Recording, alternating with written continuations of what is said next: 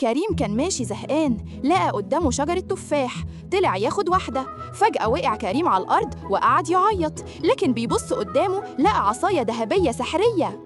فرح جدا وراح بسرعة ياخدها، خدها ودخل البيت وحطها على الترابيزة وراح الحمام يستحمى. ولما رجع لقى الترابيزة اتحولت لذهب، راح جربها على التلاجة وفعلا اتحولت لذهب. فرح كريم جدا وقرر يحول البيت كله لذهب. جه أبو كريم وانصدم من اللي حصل، ولما شاف العصاية انبهر جدا. فجأة بقي معاهم فلوس كتير وبقوا أغنياء جدا. طلعوا يسهروا في نايت كلاب وصرفوا فلوس كتير جدا. ولما شافهم القط الأصفر الشرير قرر إنه يسرقهم. راح القط الشرير على بيت كريم ودخل وهم نايمين وأخد المفتاح وفتح الخزنة وسرق منها العصاية الذهبية.